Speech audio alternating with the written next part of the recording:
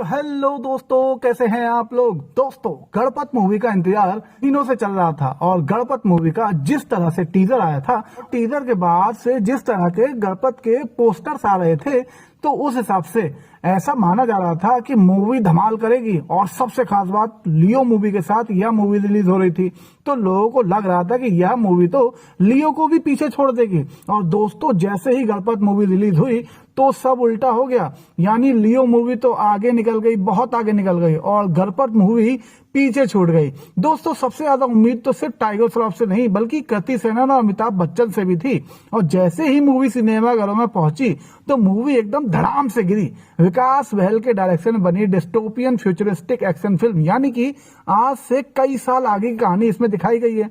और इसमें mega star Amitabh Bachchan ने भी एक अहम रोल प्ले किया है। दोस्तों, टाइगर श्रॉफ, कृति सेनन और अमिताभ बच्चन स्टारर गणपत सिनेमाघरों में रिलीज हो गई है, जिसके चलते सोशल मीडिया पर फिल्म का नाम ट्रेंड कर रहा है। दोस्तों, मूवी में कुछ खास नहीं दिखाया गया, ऐसा दिखाया टीजर में जैसे कि ये दुनिया बहुत आगे की है।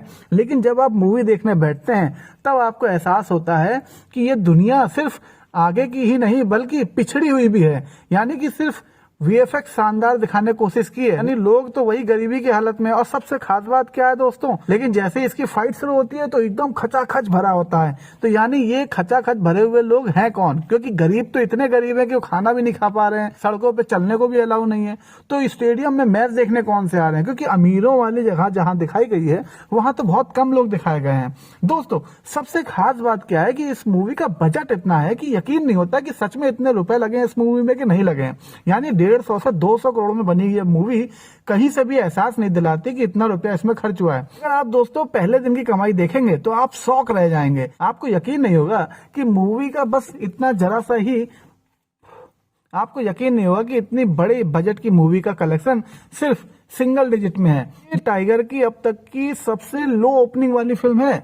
दोस्तों, अभी तक की जो भी मूवी थी, जैसे कि हीरो 2 की ओपनिंग डे की जो कमाई थी वो 6.5 करोड़ के ऊपर थी। बागी 3 की बात करी जाए तो वो 17 करोड़ से ऊपर की थी। वॉर की बात करी जाए तो वो 53 करोड़ के ऊपर की थी। यहाँ तक कि स्टूडेंट ऑफ द ईयर 2 की भी कमाई 12 करोड़ के ऊपर की थी। ऐसे में अब हर किसी की नजर वीकेंड पे टिकी हुई है। देखने वाली बात होगी कि शनिवार और रविवार की छुट्टी के अलावा रामनवमी और दशहरा की छुट्टी पर फिल्म कितना कलेक्शन कर पाती है। दोस्तों, सेक्निल की अर्ली ट्रेड रिपोर्ट के मुताबिक गणपत ने रिलीज के पहले ही दिन महज 2.5 से 3 करोड़ का कलेक्शन किया है। अब इस हिसाब से तो ये साफ है कि मूवी फ्लॉप की तरफ बढ़ रही है। लेकिन वही वाली बात है ना कि अभी वीकेंड चल रहा है और वीकेंड के बाद दशहरा की छुट्टी, रामनवमी की छुट्टी का शायद इसे फायदा मिल जाए।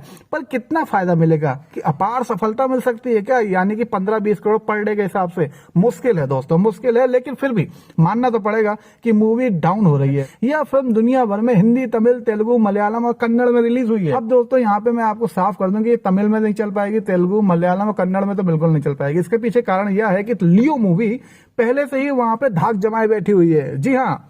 तो दोस्तों, ये था हमारा वीडियो। अगर आपको अच्छा लगा हो तो प्लीज लाइक जो करिएगा और सब्सक्राइब करे बिना मत जाइएगा। ओके दोस्तों, बाय।